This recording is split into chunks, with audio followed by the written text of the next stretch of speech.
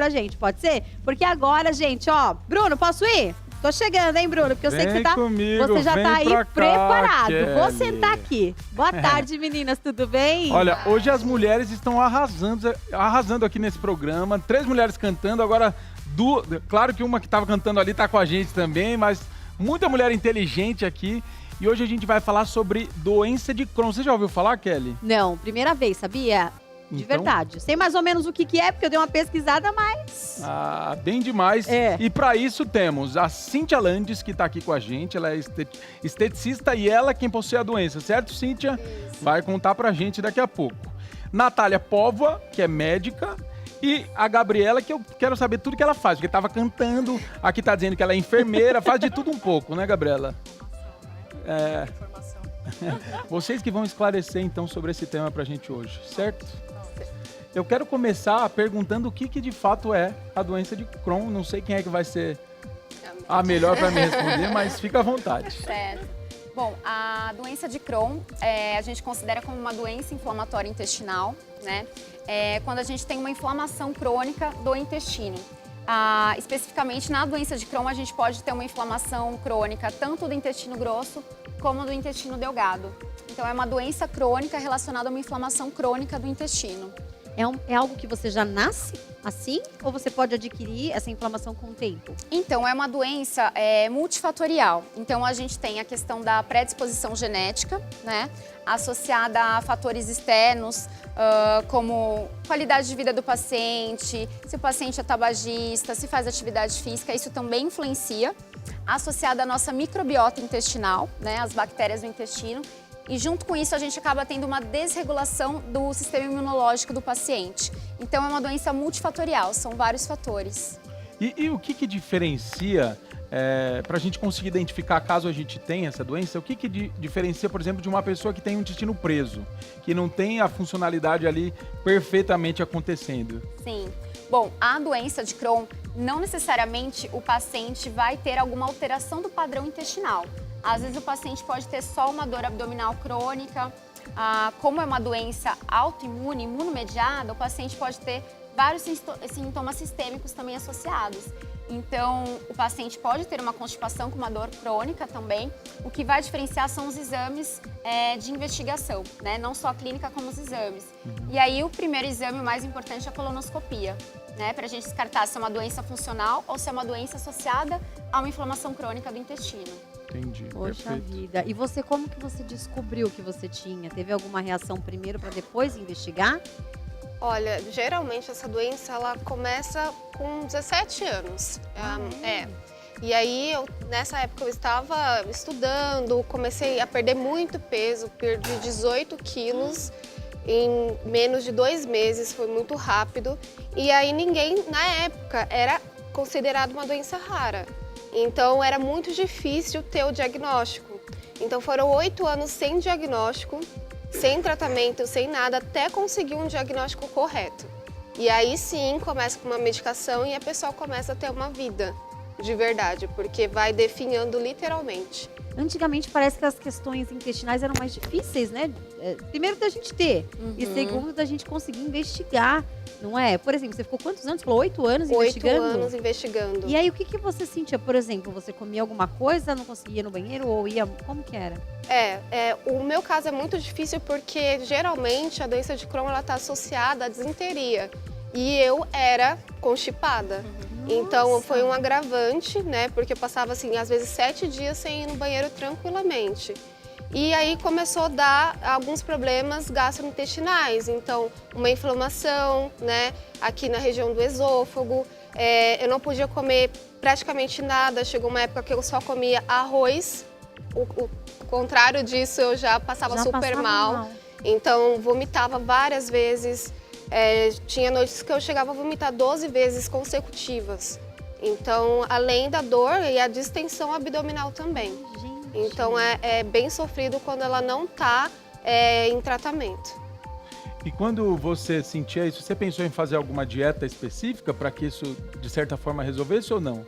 Olha, a gente passava em vários médicos, vários profissionais, eles tentavam algumas dietas, mas não funcionava. Porque às vezes você consegue melhorar um pouquinho o quadro, mas não muito. Com a medicação que dá para ter uma vida realmente. Fora isso, uma das coisas que me ajudou muito na época é tirar condimentos. Então, tudo que é alimento industrializado é impressionante, ele já cai de uma forma diferente no estômago. E aí você começa a passar mal, né? Então, assim, é interessante que a gente comece a prestar atenção no nosso corpo e naquilo que a gente come. E teve um momento da sua vida que teve esse start, você falou, não, meu Deus, eu fiz tal coisa e por isso que eu estou passando mal. Ah, várias vezes. Não, eu digo quando você descobriu que você estava, você falou com 17 anos, né? Na verdade eu descobri quando eu tinha 22 anos. Foram 8 anos sem diagnóstico. Ah, começou com 17 mais ou menos. Isso. Nossa, demorou então para descobrir, né? Demorou. E aí como é que vocês chegaram nesse resultado? Então, isso através de vários exames e ele estava localizado numa inflamação ali no ilho terminal. A doutora deve saber falar melhor do que eu. Então, assim, era difícil chegar a um exame lá, tinha que ser exame por imagem. E aí, quando, com bastante contraste para conseguir ver onde que estava essa inflamação, aí foi diagnosticado com doença de Crohn. Mas antes disso, eu passei por vários diagnósticos errados, porque realmente estava muito difícil de encontrar. Nossa. Gabriela, essa doença de Crohn, é a primeira vez que a gente está ouvindo, né? Inclusive, ela já existe há algum tempo ou ela começou a aparecer agora porque as pessoas realmente, com essa alimentação que a gente tem hoje, né? Os produtos industrializados cada vez com mais alterações, né? Então se investiga muito mais problemas intestinais. Essa doença de Crohn, assim, como que chegaram nela, por exemplo? Eu acredito que essa pergunta a doutora vai saber me responder muito melhor do que eu. Mas sim, ela chegou, ela é uma doença antiga, só que a questão é que, como a Cíntia disse, para mapear a doença, ressonância, tomografia, tudo isso é tudo muito novo, né? Sim. O que a gente tem de diagnóstico hoje, tanto de imagem quanto de exames, é tudo muito novo, mas a doença sim, já existia. A doutora sabe explicar melhor do que eu, né? Porque ela é especialista. Essa doença, a gente já tem há muitos anos, ela era considerada uma doença rara. Nos últimos 5 anos, a gente passou de doença rara para doença global. Isso por conta das pessoas estão se alimentando mal, né? Os alimentos industrializados, ultraprocessados têm aumentado aí no mercado. Está aumentando também áreas urbanas, então tudo isso fez com que a gente tivesse essa mudança de doença rara para doença global. Tem muitos anos essa doença, mas agora, nos últimos 15 anos que a gente conseguiu novas medicações, novos exames para poder diagnosticar o quanto antes, né? No caso da Cíntia, realmente, essa demora no diagnóstico da doença é o que acontece na maioria dos casos. Né? E aí, às vezes, o paciente demora tanto para ser diagnosticado que abre o quadro com uma complicação ou uma piora, né? Que foi o caso dela, que ela teve uma obstrução intestinal. Poxa vida, sério? Como que foi isso, Cíntia? Conta pra gente. Foi aí que a gente se conheceu, né, Gabi? Na UTI. Esse é o ponto. Poxa, sério? No caso eu era paciente. Ela foi minha paciente na UTI, né? Porque eu sou enfermeira intensivista, então eu trabalho há 16 anos na UTI. Né? Então por você por isso que eu comentei que a doutora é especialista, né? Porque no caso a gente cuida de doenças gerais, né? Sim, sim. Mas ela foi minha paciente. A Cíntia foi minha paciente com 23 anos. Meu Deus, tempo faz, Cíntia? Nossa, faz um tempinho já. E aí essa internação e esses cuidados, quanto tempo durou, assim, todo esse processo de terror, vamos dizer assim? Foram 3 meses de internação. Meu Deus. Um só com a Gabi, né? 1 mês lá na UTI. 1 mês é alguma coisa, né? E assim, só comentando, a Cíntia, ela ficou em estado bem grave. Eu não sei a dimensão que você tem do estado que você ficou. Grave. Porque ela acabou desenvolvendo sepse, né? Uma infecção generalizada. Ela ficou num estado muito, muito, muito grave, né? E o que eu acho interessante da Cíntia é que ela é a única paciente que eu tenho contato na vida, né? Vocês se tornaram amigas. Nós nos tornamos amigas. Porque ela estava num estado tão grave, mas ela tinha tanta esperança, sabe, lá na UTI. E aí, sabe quando você chega para conversar com o paciente para levar a esperança e você sai, você que absorve. As palavras acabam sendo para você. A Cíntia, ela ela é muito diferente, assim, sabe? Incrível. Incrível. Nossa. Menina abençoada. Um testemunho aqui para vocês ao vivo, porque se tava, podemos dizer que foi então um grande livramento, assim, um cuidado a mais ali da parte espiritual com a sua vida. Com certeza. Assim, os médicos me deram 3 dias de vida para os meus pais. Então, porque realmente o Crohn, quando ele não tem um tratamento, ele pode estenosar e fistular, que foi o que aconteceu. Rompeu uma alça intestinal e vazou, né, para a região da cavidade da barriga. Então, assim, foi muito complicado. E aí, nisso, foi muita luta para conseguir voltar a andar, voltar a comer. E a Gabi viu todo esse processo, né, no hospital, e eu tenho convicção que foi Deus que colocou ali a mão e me fez sair daquele dia. E assim, Deus usou a vida da Gabi, né, para dizer que a gente ia conseguir passar por aquilo ali. Então, para mim, depois que a gente teve aquele momento na UTI, né, que foi bem bonito, nós oramos e assim, e eu entendi que eu ia conseguir sair daquele lugar. Então, aquilo me deu uma esperança.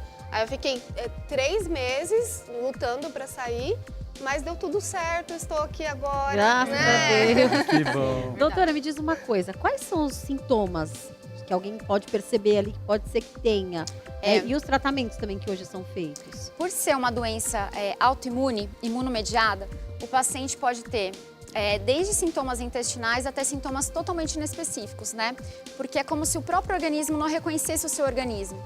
Então, a Cíntia, ela tinha a dor abdominal, mas ela também tinha dor nas articulações, tanto que ela chegou a passar numa reumatologista na época. Então, o paciente, o mais, assim, clássico que a gente fala é a dor abdominal crônica associada à alteração do padrão intestinal.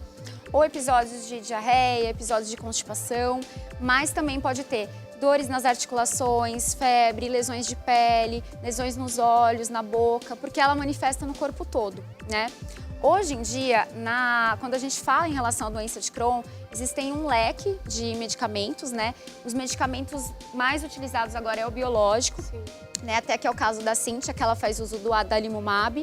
O biológico é uma medicação que é feito em biotecnologia. Então, eles pegam micro-organismos vivos e eles vão modificando para melhorar ali o mecanismo de ação da doença, para a gente melhorar a intensificação, né, a ação da doença. E com isso a gente consegue ter uma qualidade de vida absurda, né? O paciente melhora muito, muito, muito.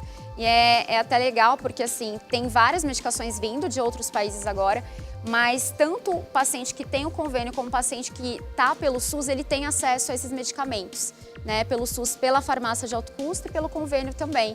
Então, a gente tem agora essa disponibilidade de todos os pacientes poderem fazer o tratamento adequado. Entendi. Ô, doutora, agora uma questão. A gente sabe que hoje, que no caso dela, ela era constipada, né? Sim. E essa doença, pelo que eu entendi, fazia o contrário, certo? Geralmente. Hoje a gente sabe que muitas pessoas são constipadas até por questões psicológicas. Funcional, fisiológico também, às vezes. E aí, a minha dúvida por exemplo, ela chegou um momento que ela precisou ser internada e tal. Tem um limite, assim, olha, eu tô uma semana inteira sem ir no banheiro, eu tô correndo perigo, tá? Alguma coisa. Tem um limite de dias, assim? A gente começa a suspeitar que o paciente não tem só uma constipação funcional quando o paciente, além de uma dor crônica, ou seja, ele está pelo menos uns 6 meses apresentando uma dor abdominal, de 3 a 6 meses, ele começa a ter sintomas sistêmicos. Então, fadiga crônica, perda de peso, desnutrição, falta de apetite. Isso acende um sinal de alerta para a gente, que não é só uma constipação funcional. Eu, na minha prática, quando o paciente já vem com um quadro de 1 mês, ali, dor crônica, alteração da movimentação do intestino, eu peço já colonoscopia de cara.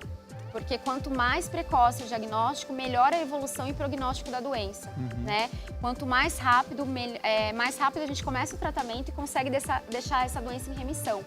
Porque o ruim é ela estar em atividade. Sim. Então, assim, o paciente, vamos supor, não existe uma quantidade, um normal para ir no banheiro. Por exemplo, uma pessoa, o normal é ir todos os dias, outra pessoa, o normal é ir a cada 2 dias. saiu fora daquele padrão intestinal que a pessoa está acostumada, já acende um sinal de alerta. A gente pode começar com uma tomografia, exames mais leves, mas a colonoscopia normalmente a gente tem que realizar. Porque a colonoscopia ela é um exame que geralmente pedem a partir de uma certa idade, não é? Isso. Quando a gente fala de rastreio de câncer coloretal, rastreio de câncer de intestino, a idade é a partir dos 45 anos. Quando a gente tem histórico familiar de câncer de intestino, a gente faz a idade do diagnóstico menos 10 anos para começar o rastreio. Mas eu, particularmente, eu não me importo muito com a idade. Tá com sintomas, não tá legal, sinal de alerta, eu já peço. Entendi. Mas para a população geral, a partir dos 45 anos. Entendi. Além dessa, por exemplo, né, questão de Crohn, né, doença de Crohn que a gente está falando aqui hoje, hoje em dia a gente vê muitas pessoas com problemas intestinais, desbiose, e aí come glúten, a barriga incha, e a lactose, e aí isso, aí aquilo, e quando não é a disenteria em si, é o inchaço, o estufamento, hoje em dia, por exemplo, como que as pessoas ali em casa, como que elas podem se autoavaliarem antes de irem até o médico? Por exemplo, preciso fazer uma colonoscopia. Né, tô comendo, tô ficando inchada, a barriga fica meio torta, parece que o intestino ali, o estômago tá sempre sofrendo para fazer digestão. Eu como carne, não faz digestão. Eu como isso, não faz digestão. O que a pessoa pode fazer e em que momento que ela tem que procurar um especialista? Eu costumo falar para os pacientes que, assim, quando sai fora do seu comum. Então, por exemplo, o paciente que já sabe que tem uma intolerância à lactose, consumiu a lactose estufa, já está dentro do esperado. Mas tudo que foge da rotina, está tendo muita distensão, muitos gases, empachamento, episódios de diarreia, come um pouquinho, já estufa, já é interessante passar com o médico, porque a gente tem realmente agora um leque de novos exames, tem as intolerâncias alimentares, a intolerância à lactose, ao glúten, a rafinose, a sacarose, tem a síndrome do intestino irritável, tem as doenças inflamatórias intestinais. Então, quando sai fora daquele padrão, quando o paciente começa a ver que está demorando mais para ir no banheiro, está indo mais vezes, ou realmente está estufando mais do que o normal e ele não consegue identificar exatamente o alimento, é legal já começar a investigação. Quanto antes, a gente tem uma maior possibilidade de diagnóstico também. Entendi. Na verdade, tudo isso para mim é um assunto muito interessante, porque o meu intestino ele funciona quando ele quer. Assim, ele não funciona todos os dias. E às vezes eu até fico pensando, meu Deus, será que eu tô comendo pouco? Por isso que não tá funcionando como deveria? E aí, uma dúvida, a comida que eu como agora, por exemplo, quanto tempo ela tem para sair de mim? Assim, ela dá um jeito. Qual seria o normal, né? O que acontece, isso é muito individualizado, muito. Cada pessoa tem um tipo de metabolismo. A gente sabe que os homens têm um metabolismo muito mais rápido que o da mulher, mas o trânsito intestinal, nós temos neurônios no intestino. Então, depende muito do nosso dia a dia, da nossa rotina. Tem pacientes que, se estiverem mais ansiosos, mais estressados, mais preocupados, ou vai soltar ou vai prender mais. Então, eu costumo falar que o funcionamento do intestino vai estar muito associado à alimentação, atividade física, peso, emocional, sono, tudo isso vai interferir. Então, não existe muito normal. A gente tem alguns exames que avaliam o trânsito intestinal, né? Mas é muito difícil a gente falar, olha, 10 horas, né? Você tem que estar eliminando o alimento. Isso é muito individualizado. E o horário que a gente come realmente faz diferença? Porque, por exemplo, se eu comer até às 8, eu vou dormir plena 10 horas. Agora, se eu comer às 9, eu durmo sentada. Então, assim, dependendo do que você comer, então, se comer carne, que é mais fibroso, parece que o líquido que precisa para fazer a digestão não é o suficiente, aí vem as enzimas digestivas, enfim, é um rolo por completo, né? Então, o horário faz diferença também e o que come, claro que também, né? Faz muita diferença. A gente tem o nosso ciclo vigília. Então, o nosso corpo está acostumado ao longo do dia a ter um metabolismo um pouco mais rápido.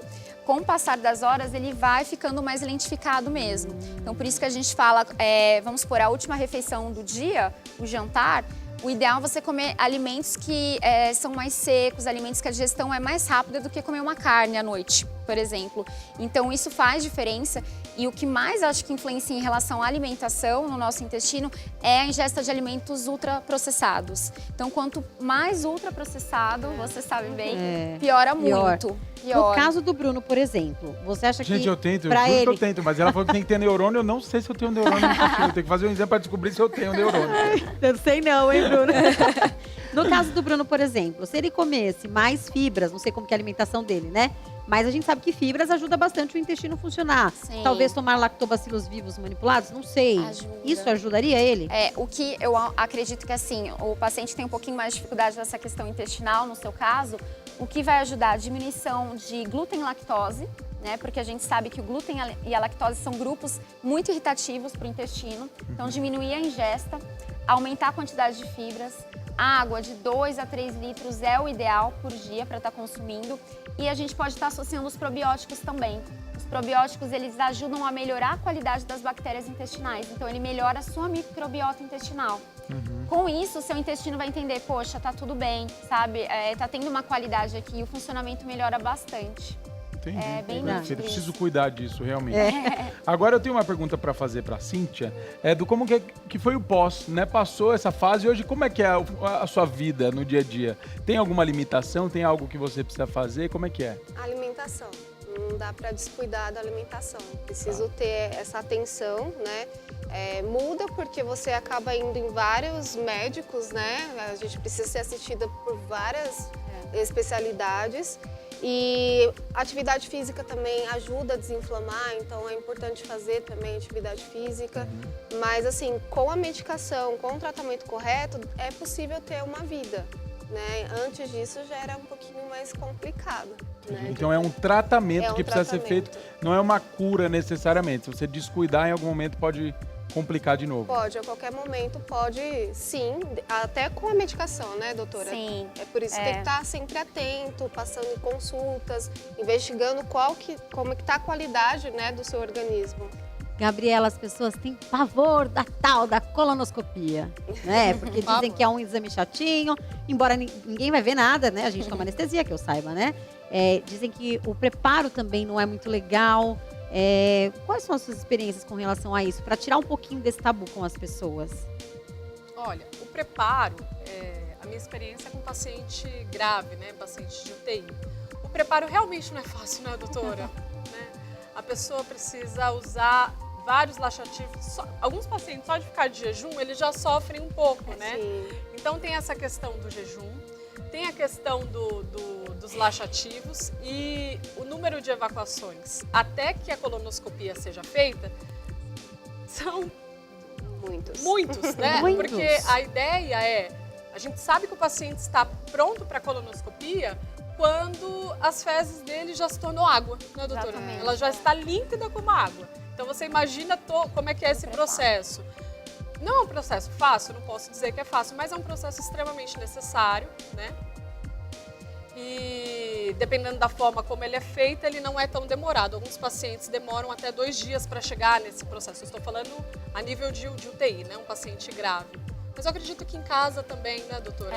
Muito provavelmente. Normalmente, o preparo começa uns 2, 3 dias antes, né? Com alimentos mais leves. Sim. Isso vai depender muito, por exemplo, o paciente é mais constipado, a gente começa uns 3 dias antes. Sim, não é tanto. sim.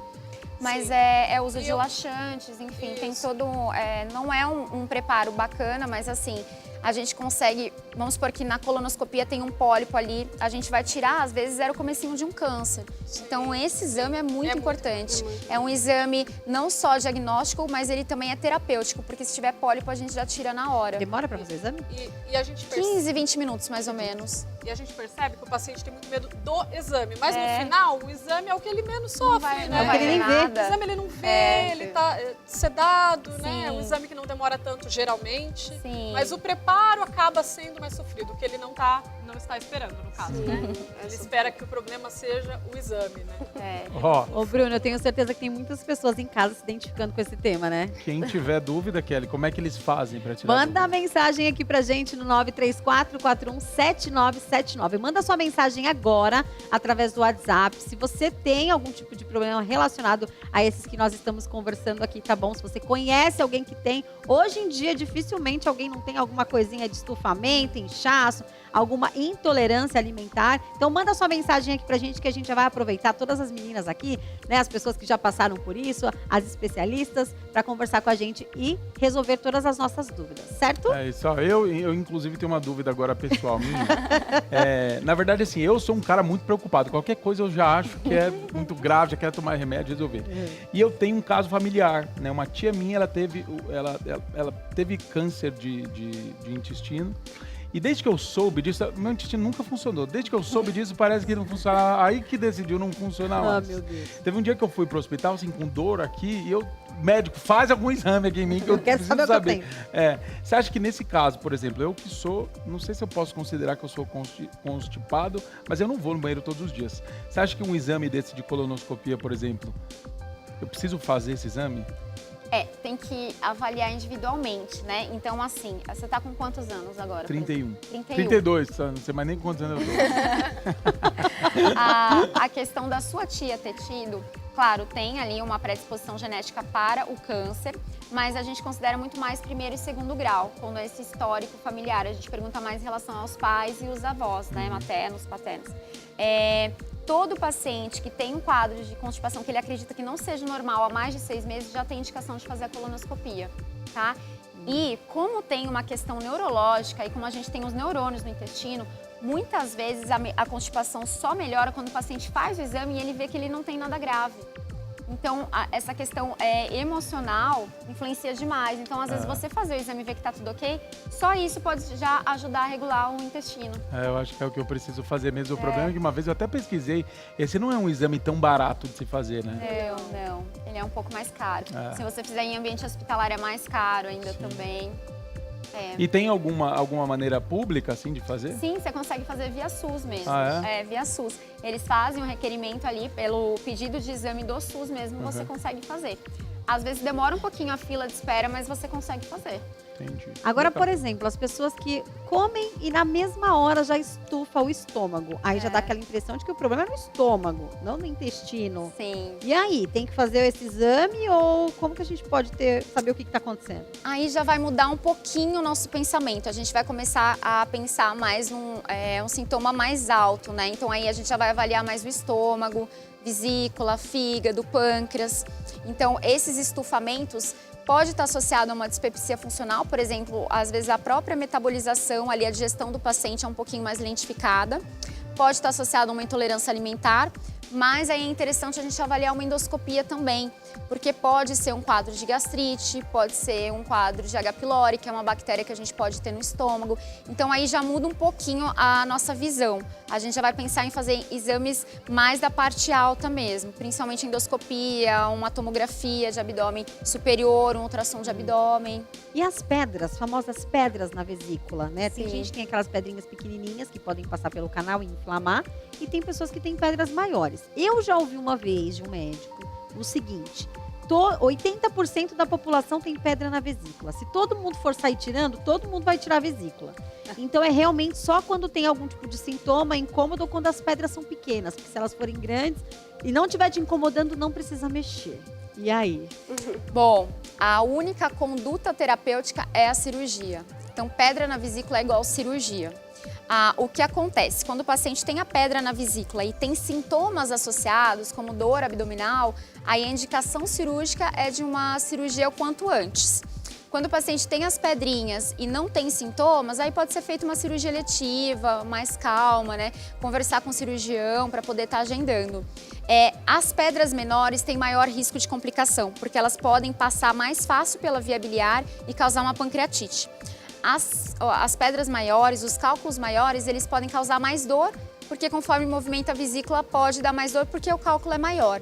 Mas pedra na vesícula é igual cirurgia, a gente tem que operar. Não tem o que fazer. E Não tem que tem. tirar a vesícula, não tem como tirar só as pedras. Não, é a vesícula que a gente tira.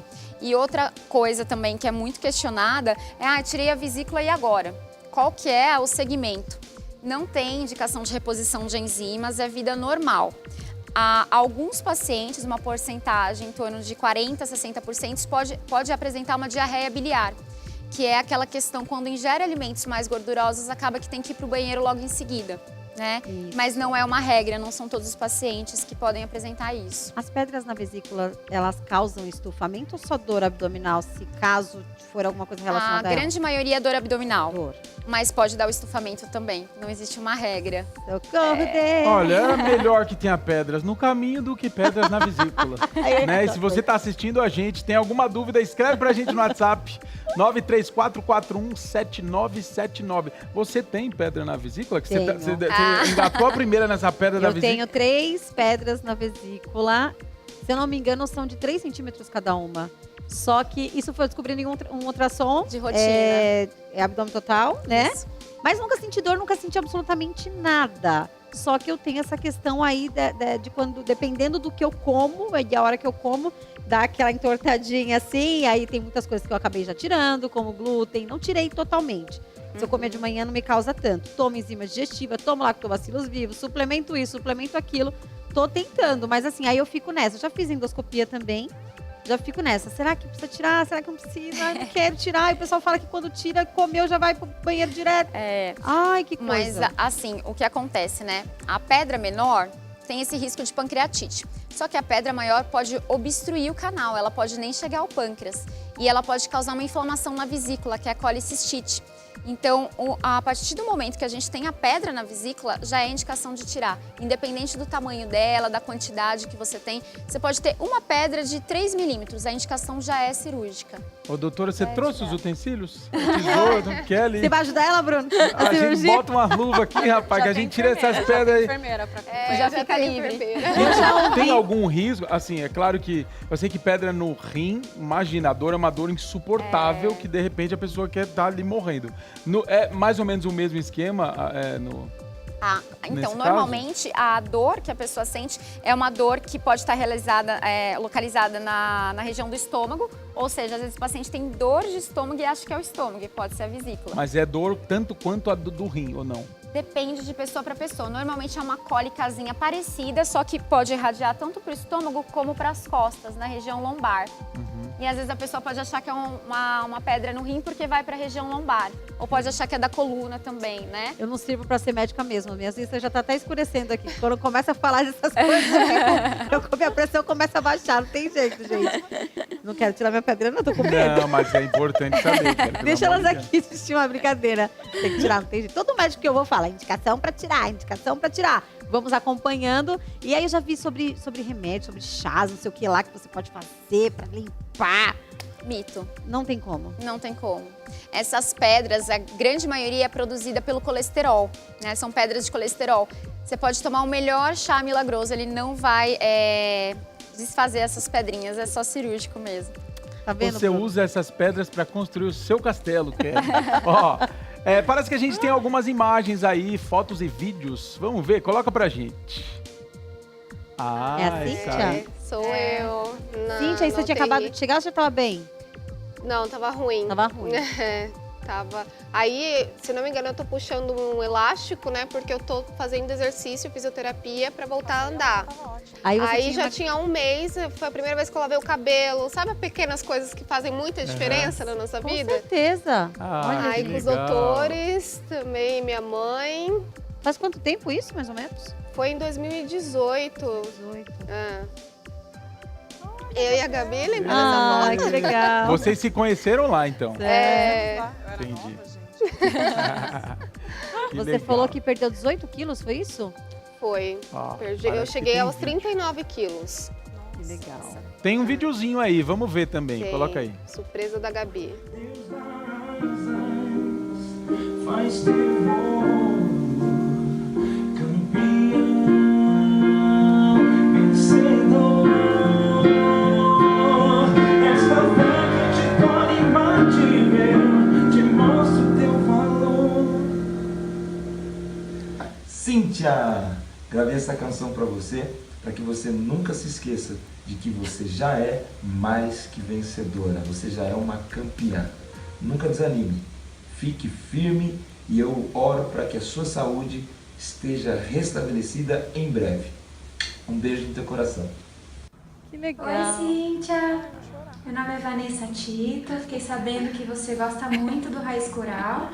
Então, como eu cantei lá um tempinho, Eu venho aqui hoje mandar um beijão pra você e cantar um pedacinho de uma música também pra você se lembrar, tá bom? Então vamos lá. Já nasceu outro dia, posso levantar e viver. Descobri teu sorriso e encontrei motivos mil. Na fraqueza achei tua força, no vazio achei teu abraço. Eu pensei estar só, mas percebi havia alguém ali. Nosso Deus estava ali. Um beijo, querida. Nunca se esqueça que nosso Deus está aí com você, viu? Ele nunca vai te abandonar. Um beijo grande. Meu libertador deu a vida pra me libertar. O preço eu não poderia pagar. Eu sei, seu amor pode te libertar. Oh yeah, oh yeah, oh yeah. Deu a vida pra te libertar. O preço eu não poderia pagar. Seu amor pode te libertar. E aí, Cíntia, tudo bem? Esse vídeo eu tô fazendo para mandar uma mensagem para você e dizer para você que Deus é o seu libertador. Ele é o que dá cura, Ele é o que dá vida e Ele tá sempre com você, sempre ao seu lado. Não desanime, não se desespere, Deus está com você, tá? Fiquei muito feliz de saber que você gosta do Raiz Coral, das músicas e que saber que a gente faz parte da sua estrada, da sua vida espiritual. É muito bom ser instrumento de Deus. E eu tô mandando essa mensagem para você para dizer que Deus está com você, estaremos orando por... Legal, que hein? legal! A emoção é a mesma ainda. Essa era a formação do Raiz Coral na época que você estava internada, certo? E quem que preparou essa surpresa aí pra você?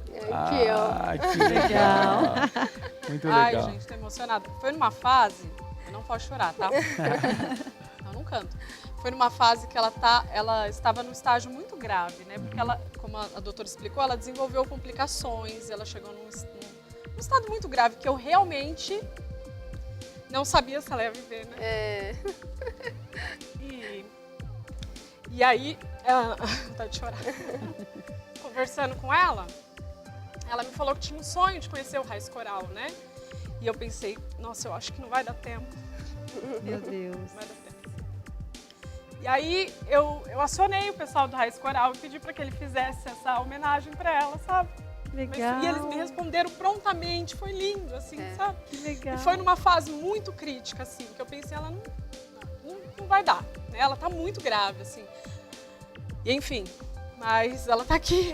Olha, foi um encontro Deu de certo, o almas spoiler aí, né? é que ela tá aqui, né? A história.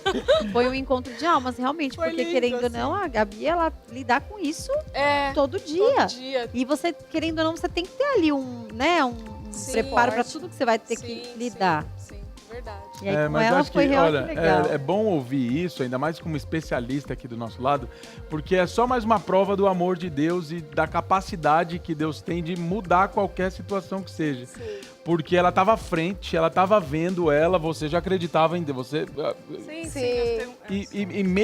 e mesmo assim, acho que tem momentos da nossa vida que a gente se sente muito limitado. Fala, meu Deus, agora não tem mais o que fazer, agora não vai dar certo. Mesmo acreditando, mesmo a gente tendo ciência do poder de Deus. E ela estava, pelo que ela está contando, nesse momento. E quando viu tudo dando a volta por cima, Graças a Deus, que alegria poder Legal, ouvir isso de gente, vocês. A Cíntia nunca deixou de acreditar. Ela sempre acreditou que ia dar certo, né? Ela chegou a usar a bolsa de Bogotá, doutora. Ela ia para cirurgia, ela não dava para fechar a ferida operatória. Ela ficou com o abdômen aberto, exposto. A gente via as alças intestinais e ela teve diversas infecções, mudava o antibiótico, sabe? Entrava com droga para manutenção da pressão, que é a noradrenalina, e ela não respondia. E eu falava, meu Deus. Começou a dar problema no rim, no coração. Começou a dar problema no rim, precisar de... Você chegou a dialisar? Quase. Quase dialisou. A gente usou aquele respirador, lembra? Sim, aquela coisa a ventilação, terrível, a ventilação ela ficou mecânica. entubada e saía do tubo, voltava pro tubo. E aquela ferida operatória aberta que não fechava nunca, meu Deus. E ela com um sorriso no rosto. Assim, era inacreditável. Inacreditável, sabe? Que é o que eu acho que sempre muda com tudo. um sorriso no rosto. Nossa, E você vê, né, a você Cíntia disse foi um que- exemplo pra mim. Aquela momento que você apareceu ali, que tinha lavado o cabelo, né? Um mês depois eu lavei o cabelo. Aí você mesmo disse, né? São pequenas coisas que a gente às vezes nem percebe no dia a dia, mas que quando você não pode fazer, você dá um valor absurdo. E eu vou dizer uma coisa, quando a gente passa por um hospital, que seja por 5 minutos passar numa consulta, ou se você não tá muito bem, fica ali rapidinho, já é uma coisa desesperadora. Você não vê a hora de aquilo acabar e você ir embora. Imagina você ficar hospitalizado, sem saúde, lutando. Tem momentos que eu acho que a gente parece que vai perder a força. Então, assim, a saúde realmente, ela é o nosso bem mais valioso, que a gente precisa cuidar mesmo de verdade. E a gente só dá valor mesmo quando a gente precisa, né? Quando a gente realmente está em uma situação que a gente não tem mais controle, né? Então, gente, eu preciso pedir um favor pra Cíntia. Cíntia, eu sei que tem muita gente que às vezes está assistindo o nosso programa e que pode estar desacreditada de alguma situação, às vezes não tem a força que você teve de confiar, de pensar, não, vai dar tudo certo, Deus está do meu lado, e você foi muito forte nesse sentido. O que é que você poderia dizer para essas pessoas que podem estar vivendo essa situação agora? Eu acredito que a minha força, ela vem de Deus. É Ele que traz essa força, né? E não há impossíveis para Deus. Então, naquele momento que eu estava mais precisando, eu lembrei dessa palavra, não há impossíveis para Deus. E Ele move céus e terra para te abençoar. Então, assim, foi um reloginho de oração, 24 horas, pessoas orando por mim, e hoje estou aqui, né? Vivendo, tendo realmente uma vida, e sou muito grata. Passaria por tudo outra vez, porque eu sei que Ele estava comigo naquele momento. Que lindo. Ai, que lindo. Bom demais. Olha, parece que chegou mensagem, é o barulhinho do WhatsApp aí pra gente. Cadê? Vamos ver. Coloca na tela, por favor. Ó, quem mandou foi a Helena, daqui de São Paulo. Ela escreveu assim: olá, meninas. Que bom ver vocês falando sobre essa doença. Minha filha teve essa doença com 14 anos, mas graças a Deus, hoje ela está curada. Amém. Que Glória a Deus. bom. Obrigado pela sua mensagem, Helena, e por ter compartilhado com a gente aí, tá vendo? Eu, por exemplo, nunca tinha ouvido falar dessa doença, mas não é tão incomum assim, né, doutora? Não. É igual eu estava comentando, né, no comecinho, era uma doença rara, mas eu acho que não só por a gente ter um mundo mais globalizado agora, virou uma doença global, mas a gente tem acesso mais às informações também, né? Então as pessoas estão buscando conhecimento, as pessoas estão procurando o médico mais rápido, não está deixando aqueles sintomas ficarem por muito tempo. Então eu acho que é a junção de tudo isso, né? Não só de ser uma doença global, mas as pessoas estão indo atrás, né, dos seus sintomas. Isso é muito importante. Que bom. Perfeito. Tem mais uma mensagem aí, coloca pra gente ver. Vamos lá. Cadê? Mensagem. O pessoal tá mandando a mil hoje aí, hein? Carol do Rio de Janeiro. Há 2 semanas estou com um quadro de muitos gases, queimação e a sensação de um bolo na garganta, que só alivia com pantoprazol. Teria indicação de algum exame para fazer? A médica apenas disse sobre refluxo, mas os outros sintomas, tem os outros sintomas ainda, fora a queimação. Só pelo que ela contou aí nessa história, a gente já fecha como uma doença do refluxo gastroesofágico, né? O que é isso? Quando a gente tem uma produção de ácido no nosso estômago aumentada e esse ácido reflui para o esôfago, a gente pode ter a doença do refluxo. Tem mais de 30 sintomas relacionados à doença do refluxo. Então, os gases que ela comentou, a distensão, empachamento, tudo isso já fecha para a gente como doença do refluxo. Mas é importante a gente ter uma endoscopia para a gente poder avaliar se tem uma gastrite, uma esofagite, uma úlcera, uma hérnia. Então eu pediria aí uma endoscopia para a gente complementar o quadro dela. Mas assim, só o diagnóstico é clínico de doença do refluxo, isso já é refluxo. Agora, doutora, tem algum cuidado assim alimentício que ela poderia fazer para ver se resolve alguma coisa, se diminui? Tem alguns alimentos que são mais irritativos, né? Por exemplo, café, refrigerante, chá preto, alimento industrializado, embutido, enlatado. Então eu tentaria diminuir a ingesta desses alimentos. O glúten e a lactose também é mais irritativo, mais alergeno nessa parte. Aumentar a quantidade de água, atividade física, ter um sono regular, horário para dormir, horário para acordar. Então, assim, mudanças no estilo de vida, na qualidade de vida mesmo. Para quem não é celíaco, por exemplo, você indica a retirada totalmente, né, desses produtos aí que causam alergia no nosso intestino? Olha, isso é uma pergunta bem complicada. Porque, assim, tem muitos pacientes que auto se diagnosticam como doença celíaca, né, como celíaco, e retiram o glúten totalmente. O glúten, a gente sabe que é uma substância que, se a gente tirar, a gente vai ter uma qualidade de vida muito melhor, porque ele é um alimento inflamatório. Mas eu não gosto de dieta restritiva. Eu só faço dieta restritiva quando o paciente tem uma intolerância alimentar específica. Se ele não tiver, eu acho que é questão mais do bom senso mesmo. É você variar os alimentos, equilibrar, não ter exagero, diminuir a quantidade. Mas dieta restritiva, a gente sabe que nós, seres humanos, a gente não consegue manter por mais de 2, 3 meses. Cada hora a gente vê uma coisa na internet, principalmente sobre o tal do refrigerante. E aí o suco de caixinha tem mais açúcar do que o refrigerante zero. E aí o suco natural tem a frutose que tem mais açúcar do que todo mundo junto. Nesse caso, para onde que a gente corre? Para a água, né?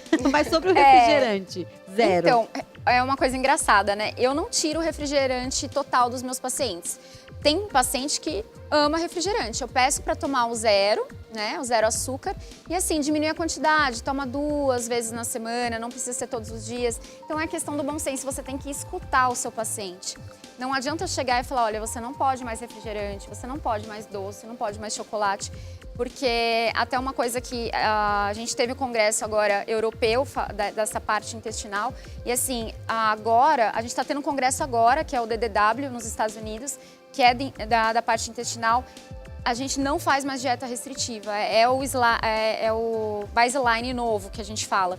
Então agora a gente escuta, é a escutativa de um paciente. O paciente vai chegar pra gente e vai falar, eu não me dou com farinha branca e com glúten, então vamos diminuir a quantidade, mas a gente não faz dieta restritiva, a não ser que não tenha uma intolerância específica. Bruno, a última pergunta, tá? Diga.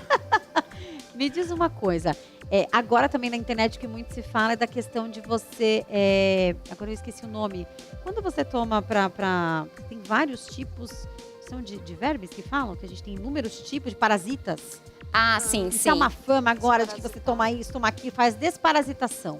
Sim. Que Dá até uma palpitação aqui sobre isso. Nossa, é novidade, nunca nem ouvi esse termo. Às vezes eu já até achei que eu poderia ter, porque quando a gente tem muito problema de intestino no sentido de digestão, você já fica pensando, o que pode ser? Alimentação, isso, aquilo? Até a desparasitação eu fui pesquisar a respeito. Tem alguns procedimentos que estão sendo feitos, assim, de forma, né, que a medicina, a princípio, não aprova. Por exemplo, tem alguns procedimentos para lavagem do intestino grosso através de uma sucção do intestino grosso, né? Eles chamam de enterocólon, agora me fugiu a palavra. Gente, isso é totalmente, assim... Na verdade, quando a gente faz essa desparasitação em procedimentos, a gente está tirando todo o mecanismo de defesa também do nosso intestino. Então, uma coisa que eu passo para os pacientes, que eu faço na prática, é a vermifugação com remédio de verme todos os anos. Isso é importante. Eu vejo uma diferença importante nos sintomas gastrointestinais, no estufamento, na distensão. Agora, procedimentos manuais, procedimentos de sucção, para limpar o intestino, isso não existe. Isso pode dar várias complicações. Então, uma vez por ano? O uso de vermifugação uma vez por ano, por exemplo, um remédio que, né, a gente fala bastante, o albendazol, é indicado. Albendazol. Uhum. Dá um pouco de medo de tomar esses negócios?